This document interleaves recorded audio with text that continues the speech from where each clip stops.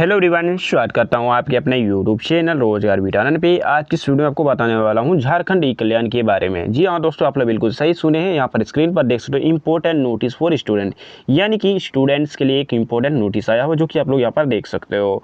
यहाँ पर लिखा है कि ई कल्याण स्कॉलरशिप, जो कि आप लोग देख सकते हो एकेडमिक बैच क्या है 2024-25। यहाँ पर देखिए लिखा हुआ है ई कल्याण 2024-25 फिर से शुरू, यानी कि आप लोगों का जो ई कल्याण स्कॉलरशिप का आवेदन जो है फिर से शुरू कर दिया गया है। जी हाँ दोस्तों, जो भी यानी कि आवेदन नहीं कर पाए थे, किसी भी कारणवश से आपका छूट गया था, तो आप लोग फिर से जो आवेदन कर सकते हैं। फिर से खोला गया है, यानी कि फिर से शुरू कर दिया गया है। देखिए कौन कर सकता है अप्लाई, जरूरी डॉक्यूमेंट्स और क्या क्या जानकारी चाहिए अप्लाई करने में, कैसे आप लोग अप्लाई कर सकते हो, डॉक्यूमेंट क्या क्या लगेगा, कौन कौन अप्लाई कर सकता है और कब से कब तक आखिर अप्लाई होगा, ये सारी जानकारी आपको इस वीडियो में देखने को मिलेगा। तो वीडियो को शुरू करने से पहले आप लोगों से एक छोटी सी रिक्वेस्ट है कि आप लोग हमारे इस यूट्यूब चैनल पर नए हैं तो चैनल को सब्सक्राइब कर लीजिए और बेल को दबा लीजिए, ताकि ऐसे ही कंटेंट आपको मिलता रहे टाइम टू टाइम और सबसे पहले और सही जानकारी मिलता रहे। तो चलिए मैं बिना टाइम वेस्ट के वीडियो को शुरू करता हूँ, ठीक है। सॉरी। तो देखिए यहाँ पर लिखा हुआ है कि ई कल्याण झारखंड स्कॉलरशिप 2024-25 आवेदन करें।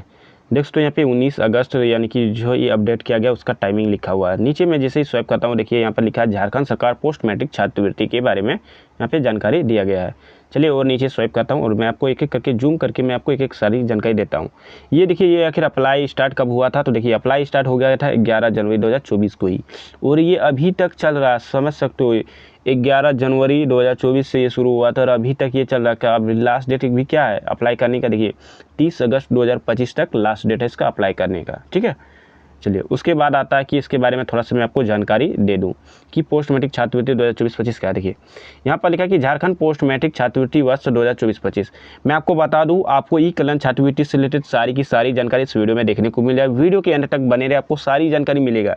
जितने भी आपके मन में सवाल हो, सारा डाउट भी क्लियर हो जाएगा फिर, ठीक है। चलिए शुरू करता हूँ। यहाँ पर लिखा है कि झारखंड सरकार के आदिवासी कल्याण उपायुक्त द्वारा पोस्ट मैट्रिक छात्रवृत्ति योजना के अंतर्गत अनुसूचित जाति, जनजाति और पिछड़ी जाति के छात्र छात्राओं को झारखंड सरकार की ओर से जारी निर्देश के आधार पर निर्धारित मापदंडों के अनुसार वित्तीय वर्ष 2024 से 25 में शैक्षिक पाठ्यक्रमों में अध्ययन छात्र छात्राओं से छात्रवृत्ति के लिए आवेदन पत्र आमंत्रित किए गए हैं। यानी कि मैं आपको बता दूँ, आप लोग अगर यदि ST, SC या फिर OBC कैटेगरी में आते हैं तो आप लोग ई कल्याण स्कॉलरशिप को भर सकते हो। यहाँ पर क्लियर मेंशन किया गया है, ठीक है। चलिए उसके बाद मैं जैसे ही नीचे स्वाइप करता हूँ, देखिए यहाँ पर लिखा हुआ है कि छात्रवृत्ति के लिए शैक्षणिक योग्यता आखिर क्या है ना। तो देखिए वैसे छात्र छात्राएं जो पोस्ट मैट्रिक यानी कि इंटरमीडिएट में आप हैं, यानी कि 11th-12th में हैं, डिप्लोमा कर रहे हैं या फिर ग्रेजुएशन कर रहे हैं या फिर PG कर रहे हैं या फिर MA का यानी कि BEd कर रहे हैं, तो या फिर देखिए सारा यहाँ PhD उच्च स्तर की अध्ययन कर रहे हैं, वे अभ्यर्थी यानी कि ANM कर रहे हैं, JNM कर रहे हैं, यानी कि कोई भी कोर्स आप ऐसे कर रहे हैं जो कि इंटरमीडिएट के बाद होता है। यानी कि देखिए यहाँ पर कुछ कुछ कोर्स का नाम दिया गया, जैसे इंटरमीडिएट हो गया, डिप्लोमा हो गया, UG हो गया, PG हो गया, PhD हो गया। तो यहाँ पे उच्च स्तरीय यानी कि जितना भी आप अध्ययन करते हुए अभ्यर्थी यानी कि ही छात्रवृत्ति के लिए आवेदन कर सकते हैं। यहाँ पर क्लियर मेंशन किया, परंतु छात्रवृत्ति के लिए आवेदन केवल झारखंड के अनुसूचित जाति, अनुसूचित जनजाति और पिछड़ी जातियों के लिए छात्र छात्राएँ ही कर सकेंगे। यानी कि इसमें केवल झारखंड के विद्यार्थी यानी कि स्टूडेंट ही अप्लाई कर सकते हैं, ठीक है। यहाँ पे आप लोग का डाउट क्लियर हो गया। वो भी किस कैटेगरी में होना चाहिए, ST, SC और OBC में होना चाहिए। चलिए नीचे मैं जैसे स्वाइप करता हूँ, यहाँ पर देखिए छात्रवृत्ति के लिए आय अधिक सीमा क्या है, तो अनुसूचित जाति एवं जनजाति के लिए क्या रखा गया है यहाँ पर देखिए। तो अगर यदि आप ST या SC में आते हैं तो आपका इनकम जो है 2.5 लाख रुपये से अधिक नहीं होना चाहिए। यानी कि आपका जो ये क्या बोलता है इनकम सर्टिफिकेट जो बनता है उसमें आपका 2.5 लाख से ऊपर नहीं होना चाहिए। अगर भी आपका उसमें इनकम सर्टिफिकेट 2.5 लाख से ऊपर का हुआ तो आपका जो उसमें इस ई कल्याण स्कॉलरशिप का आपका पैसा नहीं मिलेगा। ST SC वालों के लिए था, ठीक है। और अगर भी आप OBC कैटेगरी में आते हैं तो OBC कैटेगरी के वालों के लिए यानी कि पिछड़ी जाति के लिए छात्राओं के लिए क्या है कि आपका इनकम सर्टिफिकेट में जो है 1.50 यानी कि 1.5 लाख रुपये से अधिक नहीं होना चाहिए। यानी कि 1.5 लाख तक का है तो आपको जो ई कल्याण स्कॉलरशिप का पैसा मिल जाएगा। चलिए नीचे यहाँ पर लिखा गया कि इस योजना के अंतर्गत छात्रवृत्ति प्राप्त करने वाले विद्यार्थी अन्य कोई छात्रवृत्ति का लाभ नहीं ये नहीं कर सकेंगे। यानी कि अगर आप इस छात्रवृत्ति योजना का लाभ लेंगे तो आप कोई भी दूसरा छात्रवृत्ति का योजना का लाभ नहीं ले पाएंगे। यहाँ पर क्लियर मेंशन किया गया है। ठीक है, आपको मैं बता दूँ ई कल्याण से रिलेटेड सारी जानकारी आपको इस वीडियो में देखने को मिल जाएगा। सिर्फ आप वीडियो के अंत तक बने रहिए, सारा डाउट आपको क्लियर हो जाएगा। ठीक है, यहाँ पे देखिए महत्वपूर्ण तिथि दिया गया है। तो छात्र छात्राओं के द्वारा यहाँ पे देखिए छात्रवृत्ति हेतु ऑनलाइन आवेदन प्रारंभ होने की तिथि, यानी कि ये प्रारंभ कब हो गया था? 13/5/2025 को ही प्रारंभ हो गया। तो छात्र छात्राओं द्वारा ऑनलाइन आवेदन की अंतिम तिथि कब है अभी? तो 30 अगस्त 2025 तक है ना। देखिए नीचे मैं जैसे स्वाइप करता हूँ, यहाँ पे देखिए लिखा है कि छात्र छात्राओं द्वारा ऑनलाइन दस्तावेज अपलोड करने की अंतिम तिथि, यानी कि आप लोग का डॉक्यूमेंट वगैरह अपलोड करने की तिथि जो है कब रखा गया है? तो आउटसाइड स्टेट देख सकते हो, यहाँ पे लिखा है कौन कर सकता है आउटसाइड स्टेट। ये आउटसाइड स्टेट है क्या, कौन कौन कर सकता है, सारी की जानकारी आपको एक वीडियो में दिखाऊंगा नोटिस में, जो कि आपको क्लियर बताऊंगा लास्ट में। ठीक है, तो यहाँ पे 30/8/2025 तक है, जो कि आउटसाइड स्टेट के लिए खोला गया है। देखिए छात्र छात्राओं द्वारा आवेदन एडिट करने की अंतिम तिथि, यानी कि अगर आपका कुछ भी गलत हो जाता है तो आप सुधार कर सकते हो 30/8/2025 तक का। अप्लाई करते टाइम कुछ भी गलत हो जाता है 30/8/2025 तक आप सुधार कर सकते हो। उसके बाद देखिए शैक्षणिक योग्यता, यानी कि शैक्षणिक संस्थानों द्वारा छात्र छात्राओं के लिए आवेदन को सत्यापन की अंतिम तिथि, यानी कि आप लोगों का जो सत्यापन होगा, यानी कि ये शैक्षणिक संस्थान, यानी कि ये आपका जो आप लोग बोल सकते हो कॉलेज या फिर कॉलेज से जो अप्रूवल होता है या फिर स्कूल से, तो वो आप लोगों का कब का लास्ट डेट उसका कब तक है अप्रूवल करने का अंतिम तिथि? तो देखिए यहाँ पर लिखा गया 6/9/2025, यानी कि 6 सितंबर 2025 तक हुआ, और वो भी आउटसाइड स्टेट यहाँ पर लिखा गया। ठीक है, वो मेंशन आप देखिए। उसके बाद देखिए शैक्षणिक, यहाँ पे लिखा हुआ है कि शैक्षणिक संस्थानों द्वारा ई कल्याण पोर्टल पर पंजीकरण करने की तिथि जो है, ये पंजीकरण तिथि करने की जो समाप्त हो चुका है, क्योंकि ये बहुत ही पहले से चालू था, 17/5/2023 से ही चालू था और 25/5/2025 तक था ये। तो आप लोगों का कॉलेज रजिस्ट्रेशन हो चुका है, ये कॉलेज वालों को काम है, स्कूल कॉलेज वालों का आपका काम ये नहीं है। ठीक है, चलिए उसके बाद मैं नीचे स्वाइप जैसे ही करता हूँ, देखिए आवेदन करने के लिए निम्नलिखित दस्तावेज अपलोड करने होंगे। आप लोगों को जो है इसमें के लिए जरूरी डॉक्यूमेंट्स जो है अपलोड करना होगा ई कल्याण के लिए। तो वो सारे डॉक्यूमेंट्स क्या क्या सारा चीज़ बताऊँगा। ठीक है, वीडियो के अंत तक बने रहे। देखिए छात्रों को आवेदन करते समय अपने आधार से जुड़े बैंक खाता संख्या देना है। ऑनलाइन आवेदन भरने की प्रक्रिया पूर्ण करने के बाद आवेदन पत्र की हार्ड कॉपी विधिवत हस्ताक्षर कर अपने नामांकित पत्रों की स्कैन कॉपी वेबसाइट पर अपलोड करनी होंगे। यानी कि जो आप सबमिट करोगे उसका स्कैन कॉपी आपको साइन करके फिर से अपलोड भी करना होगा। यहाँ पर ये मेंशन किया गया। तो चलिए डॉक्यूमेंट्स का लिस्ट देखिए आप लोग सबसे पहले। तो डॉक्यूमेंट में क्या क्या लगेगा, देखिए पहला तो आपका पासपोर्ट साइज का फ़ोटो लगेगा, जो कि आपका स्टूडेंट का जो कलर फोटो होना चाहिए पासपोर्ट साइज। उसके बाद आपका इनकम सर्टिफिकेट लगेगा। ठीक है, तो इनकम सर्टिफिकेट यहाँ पर लिखा गया कि 1/8/2023 से, यानी कि 1/8/2023 से आपका बना है, लेकिन ये अभी ये गलत है क्योंकि बहुत पहले का ये लिखा हुआ है। आप लोग का 1 अप्रैल 2024 के बाद अगर यदि आपका ई कल्याण स्कॉलरशिप बना है, यानी कि आपका इनकम सर्टिफिकेट 1 अप्रैल 2024 के बाद का बना है, तो आप इसमें भर सकते हैं इनकम सर्टिफिकेट, और एक्सपायर हो गया था फिर से बनवा लें।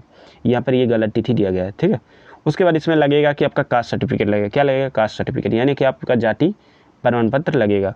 उसके बाद निवासी प्रमाण पत्र भी इसमें लगेगा। जाति, निवासी, आय, ये तीनों आप लोगों का लगेगा। जाति हो गया, निवासी हो गया और आय हो गया। ठीक है, जिसको यहाँ पे देख सकते हैं जो कि लिखा हुआ है।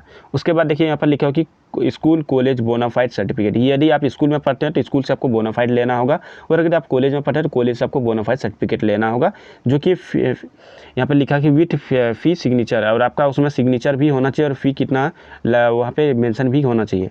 यहाँ पर ये लिखा हुआ है।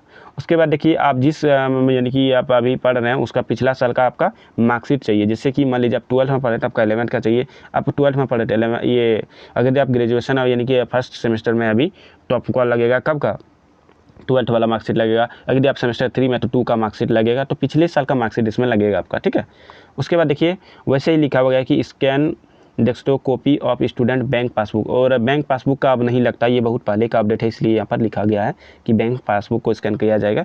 लेकिन ये पहले का है, ये अभी नहीं लगता, क्योंकि आपका अब जो है डीबीटी के माध्यम से पैसा भेजा जाता है। तो आपका आधार कार्ड में जो भी बैंक अकाउंट लिंक होगा उसमें पैसा आएगा। ठीक है, उसके बाद scan copy for application form, और आपको स्कैन करके फिर से अपलोड करना होगा, जो डिटेल भरे हैं उसका हार्ड कॉपी निकाल करके उसमें साइन करके। ठीक है, उसके बाद देखिए यहाँ पर क्या लिखा गया कि ऑनलाइन आवेदन करने की प्रक्रिया आखिर क्या है।